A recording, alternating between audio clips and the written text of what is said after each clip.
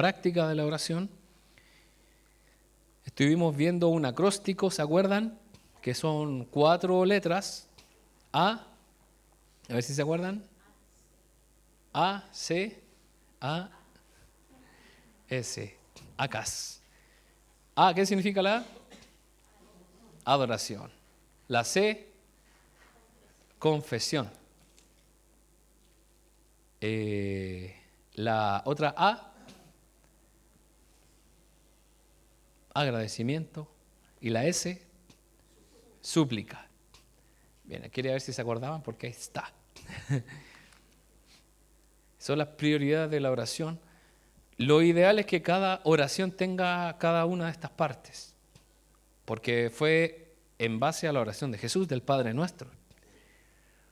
Adoró primero, confesó los pecados, le agradeció y le pidió.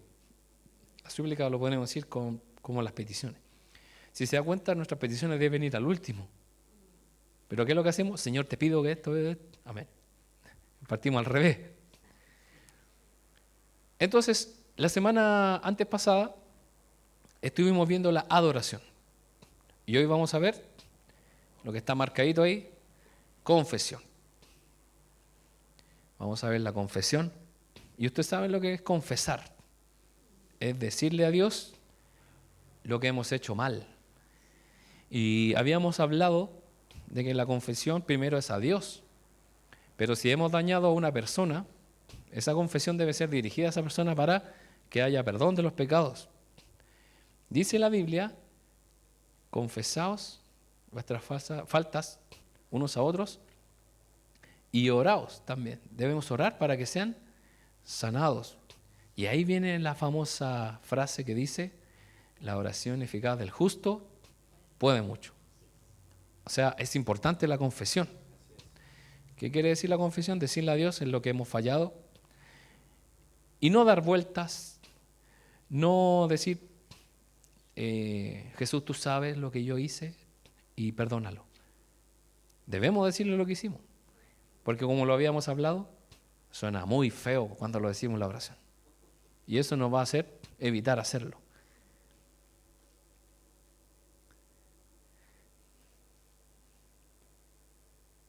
Dios se deleita en las oraciones de los justos, pero en nuestra vida diaria no somos muy justos. No obstante, el Dios al que servimos nos invita a su presencia a pesar de nuestro pecado. Porque si fuera por eso, ¿qué es lo primero que deberíamos hacer en la oración? Confesarnos inmediatamente.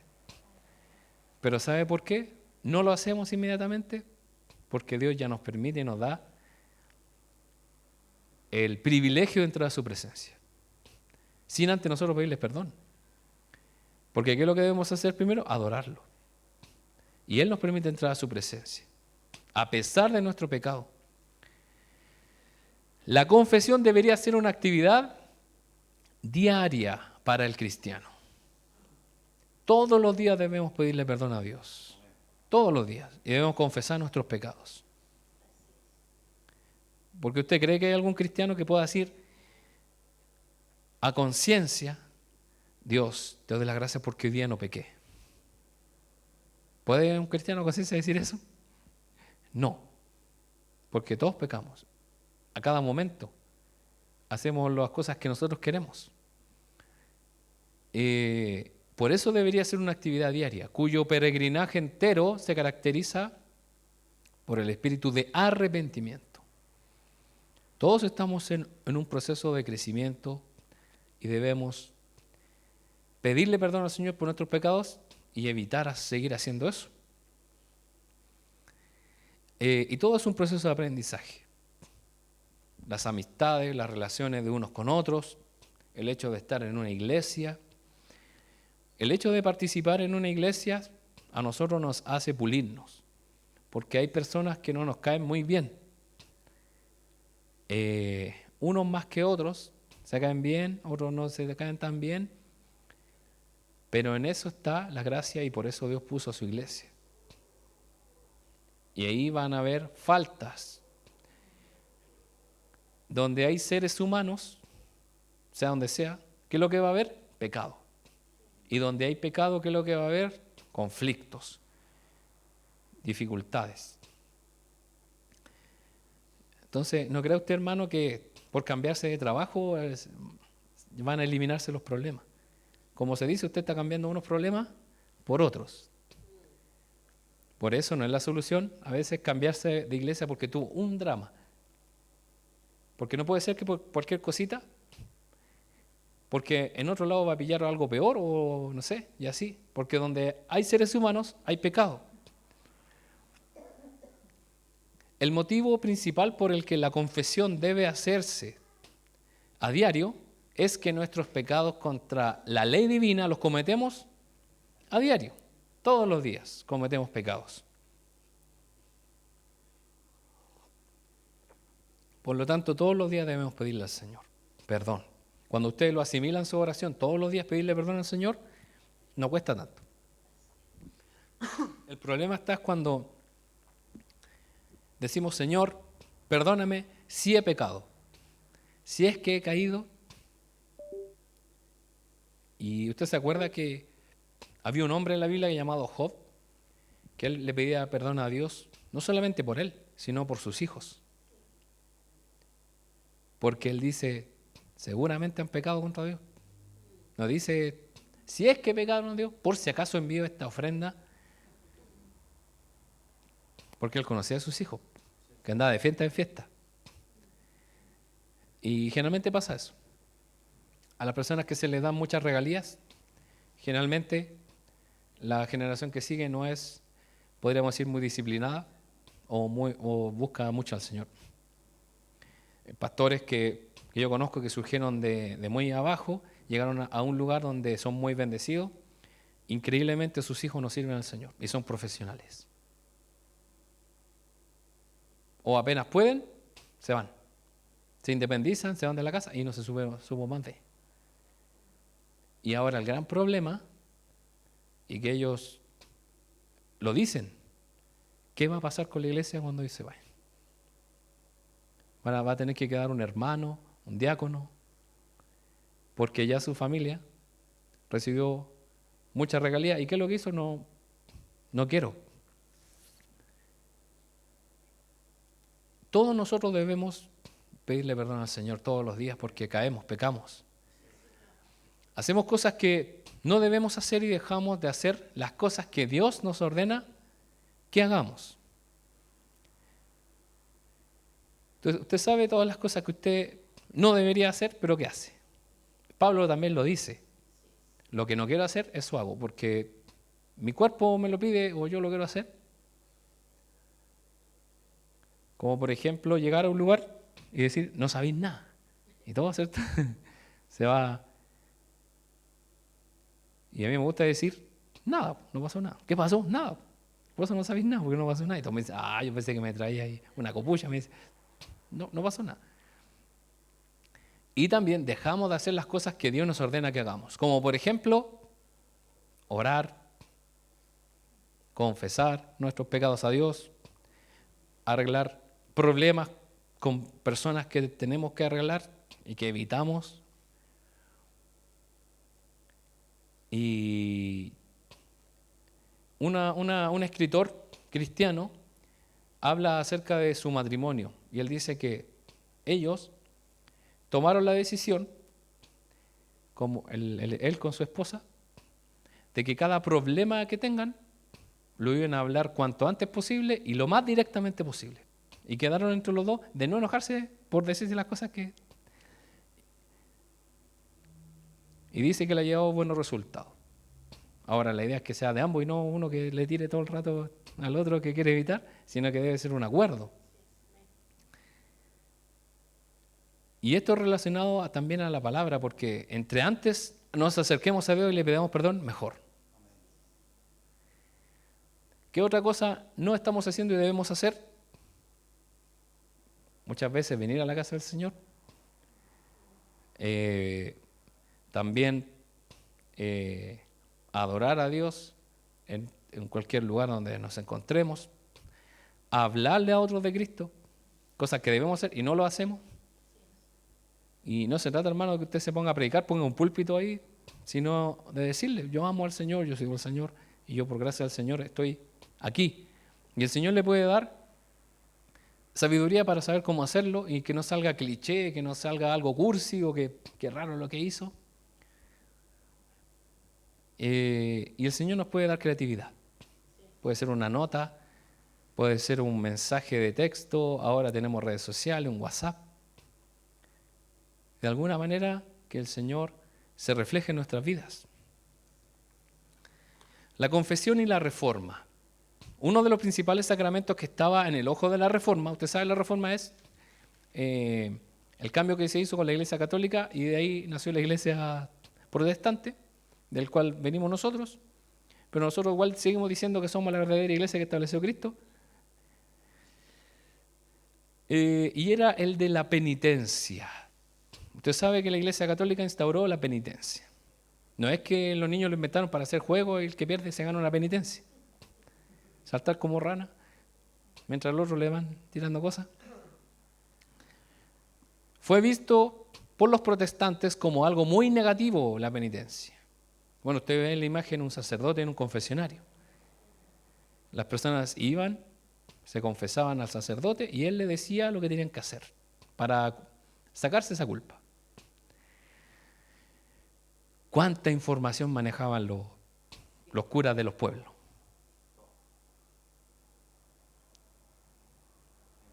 Fíjate, a ver. Dime.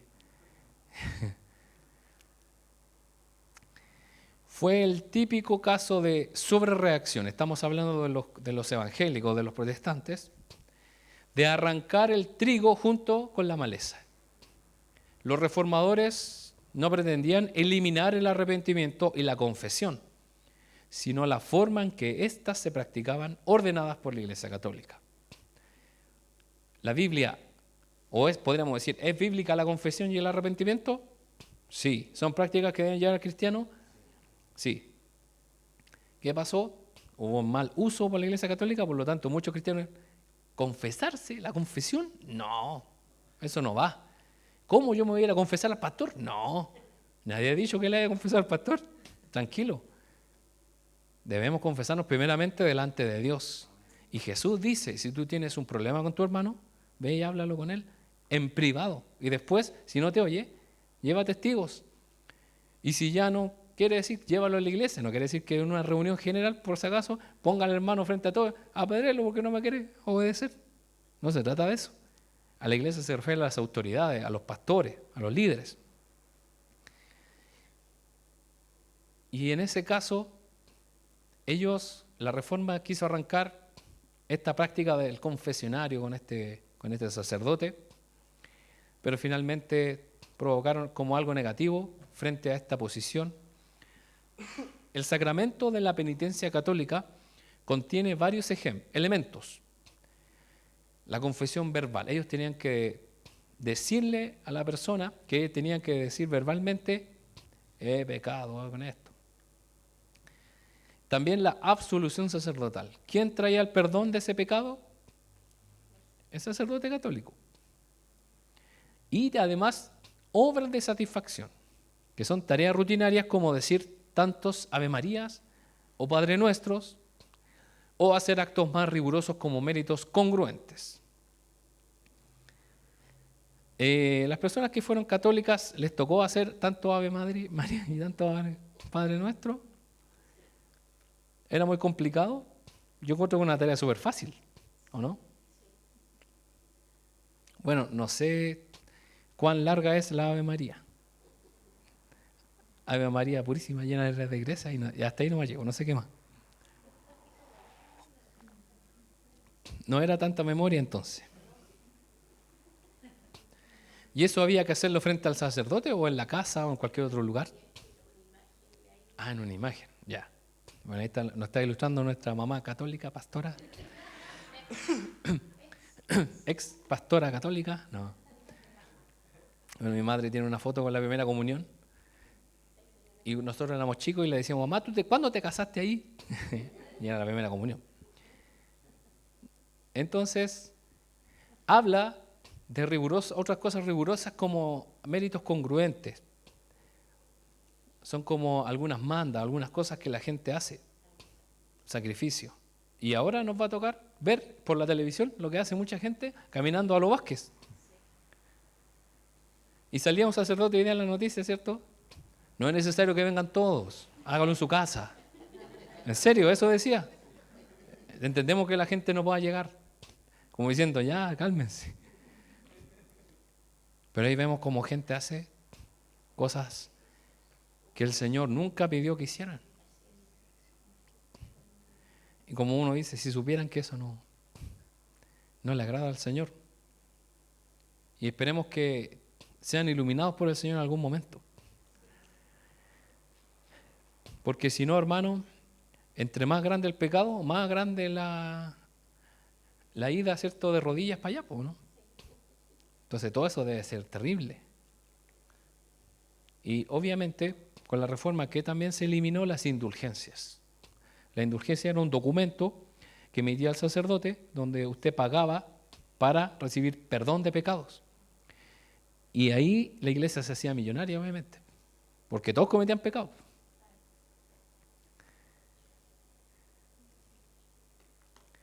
La absolución sacerdotal.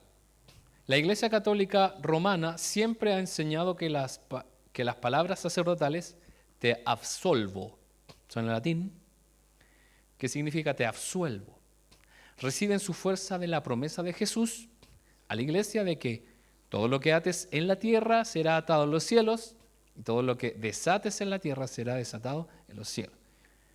De ahí sacan los sacerdotes católicos que Dios les dio a ellos la autoridad. Y hasta el día de hoy ellos dicen que Dios les dio la autoridad a la iglesia y ellos se refieren a ellos. Y también dice que ellos son los únicos que pueden interpretar la Biblia, nadie más.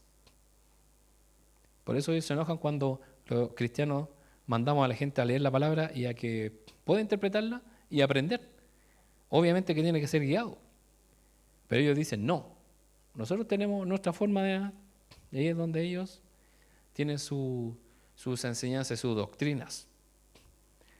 Pero el apóstol Juan dice que si confesamos nuestros pecados, Él es fiel y justo para perdonar nuestros pecados y limpiarnos de toda maldad. ¿A quién debemos confesar nuestros pecados? Al que primero le llega la consecuencia de este pecado o lo afecta es a Dios, porque todo pecado es contra Dios. Y también hay pecados que son contra las personas y ahí también debemos actuar para, obviamente, mientras se pueda. Porque si usted cometió un pecado contra una persona y esa persona pasa los años y esa persona fallece, usted ya no tiene nada más que hacer. Simplemente ponerlo en las manos del Señor para que Él lo perdone y ya dejar esa culpa. La Biblia es clara. La persona que confiesa sus pecados a Dios, Dios se los va a perdonar. Eso es lo que... No necesitamos que el pastor o un curita nos diga, te absolvo. Porque eso no va a tener ningún sentido, sino es directamente de Dios.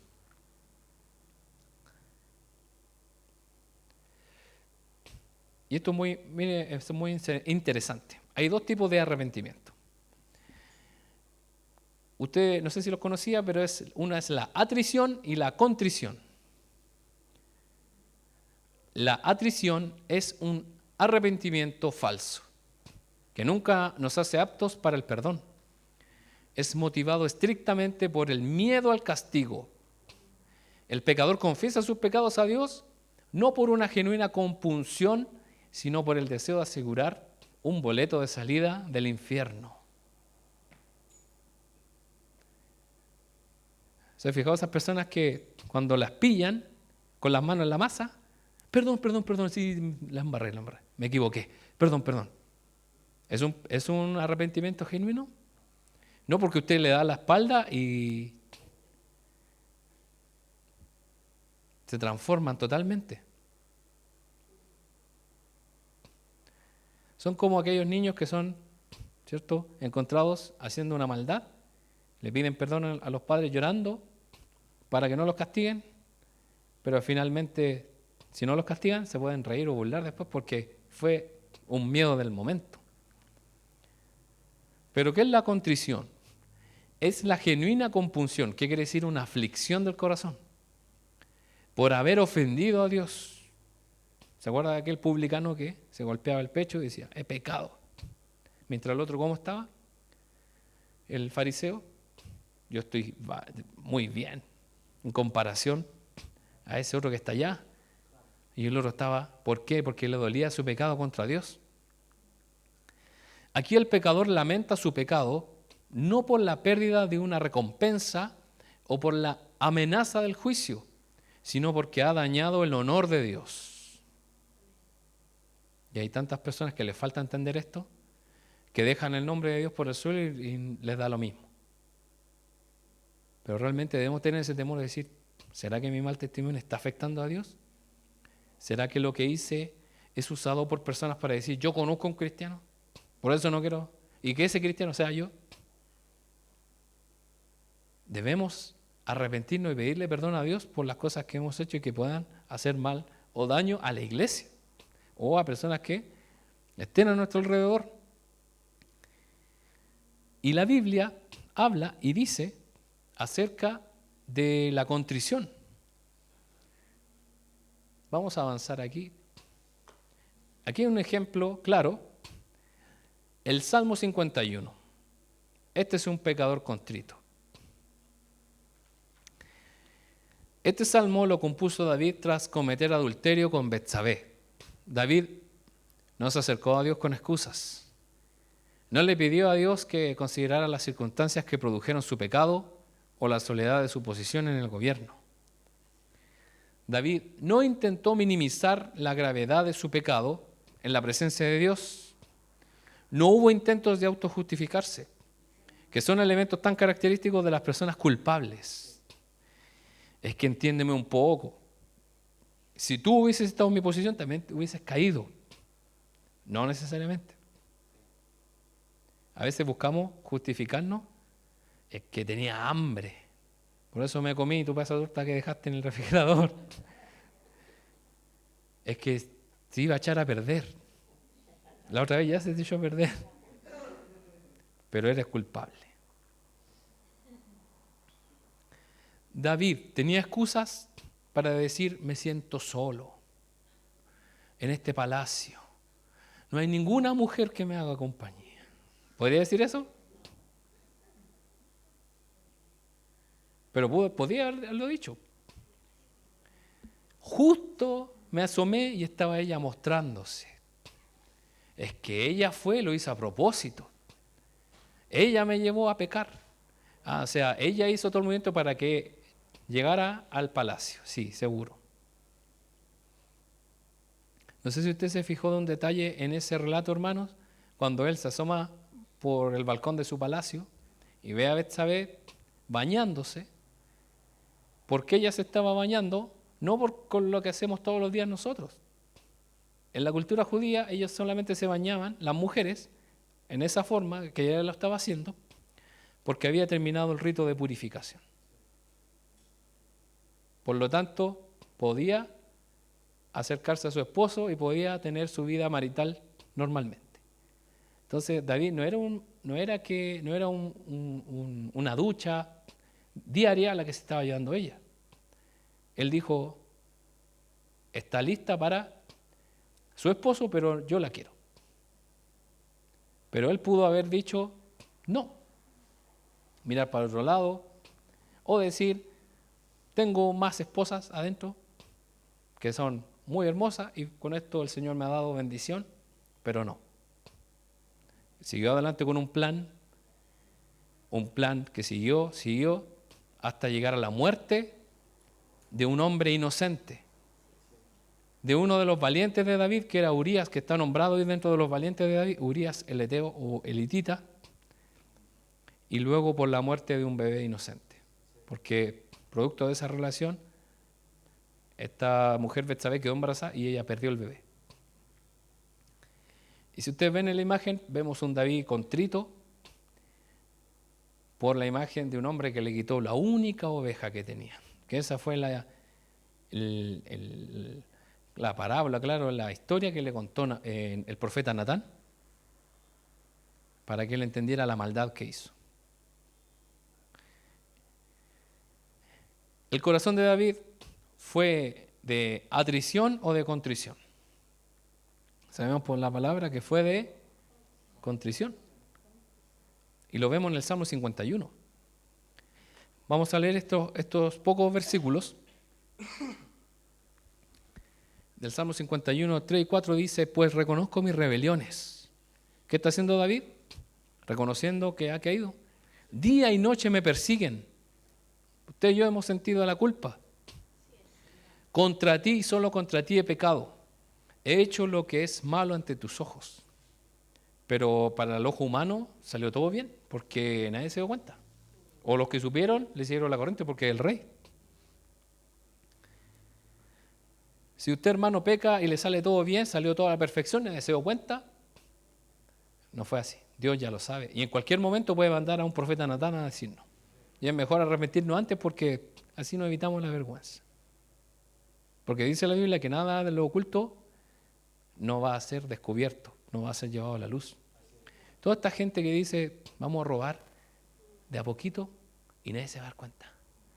Y ahora están prófugos de la justicia, de los de Algarrobo, porque ya son 1.000 millones que se robaron de la money. Ellos nunca dijeron, vamos a salir en la prensa, ¿qué va a pasar con nosotros? No, salió todo bien. Y otra por ahí que es de Maipú, que también ahora empiezan a perseguirla. Dice el versículo 10 al 12, crea en mí, oh Dios, un corazón limpio y renueva un espíritu fiel dentro de mí. No me expulses de tu presencia y no me quites tu Espíritu Santo. Restaura en mí la alegría de tu salvación y haz que esté dispuesto a obedecerte. El 17, el sacrificio que sí deseas es un espíritu quebrantado. Tú no rechazarás un corazón arrepentido y quebrantado, oh Dios. ¿Se justifica David? Es que era muy bonita, ¿sabes? David ya la conocía, porque si era mujer de un hombre cercano a él, ya la había visto y ya le había echado los ojos seguramente. Si tenía buen ojo David, si usted lee la historia de David. Pero él no se justificó y él reconoció su pecado.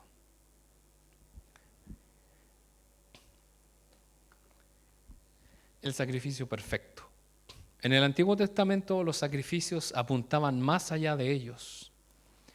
Al ser limitados, aspiraban a un sacrificio perfecto futuro, porque al estar matando animalitos, ovejas, toros constantemente, en algún momento esto se debería detener. La sangre de toros y machos cabríos no quitaba el pecado. La expiación perfecta fue ofrecida por el Cordero perfecto, sin mancha. La sangre de Jesús quita el pecado. Y la única forma de acercarnos a Él es hacerlo en quebranto y contrición. La Biblia nos dice que David fue corriendo al sacerdote y empezó a matar toros y trajo 1.000 caballos y de todo. Hizo un tremendo asado. ¿Dice la Biblia eso? Y dice la Biblia que sí fue perdonado David. Sí se le perdonó la vida. Y el Señor le dijo que Él iba a traer bendición a su hijo y que Él no iba a ver la maldad por amor a su siervo. Y ahí vemos cómo Dios es tan grande en misericordia, porque Él pudo haberle quitado el trono de inmediato. Pero no fue así. Y vemos que después Salomón gobernó con paz. Obviamente después ya es otro cuento, otra cosa. Y dice la Biblia en el mismo versículo 17 del Salmo 51, pero esta es la versión Reina Valera: los sacrificios de Dios son el espíritu quebrantado. Eso es lo que Dios desea, un espíritu quebrantado.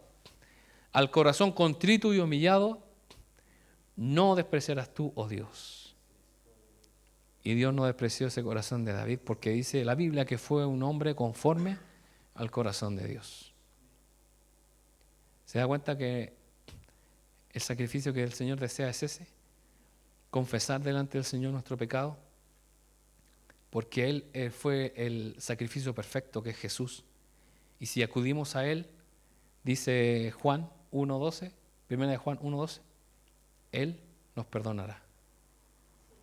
Si confesamos nuestros pecados, Él es fiel y justo para perdonar nuestros pecados y limpiarnos de toda maldad. Así que en cada oración, hermanos, recordemos diariamente que debemos confesar nuestros pecados. Y usted sabe, hermano, cuáles son, no nos hagamos los que no sabemos. Y el Señor lo sabe. Yo muchas veces me he encontrado comiendo, literalmente, como dice mi mamá, como pollito, sin haberle dado gracias al Señor. Y yo he entendido que las gracias que sea al Señor no son, gracias al Señor Jesús, amén. Y mientras decimos amén, ya vamos con el sándwich o no sé. Hay que detenerse. Gracias, Señor. Con mi esposa, donde estemos, comiendo, nos detenemos y oramos. Y no importa si hay personas a nuestro alrededor, nos tomamos de la mano y oramos. Porque debemos darle gracias al Señor. Y yo le digo, Señor, perdóname por no darte las gracias por estos alimentos tan ricos que me estoy comiendo. Te los agradezco en el nombre de Jesús. Amén. Y ahí sigo comiendo porque el cuerpo me dice, sigue, sigue, sigue. Hasta saciar. Y cuando termino le digo, gracias, Señor. Les invito, hermano, a que podamos orar y presentarle al Señor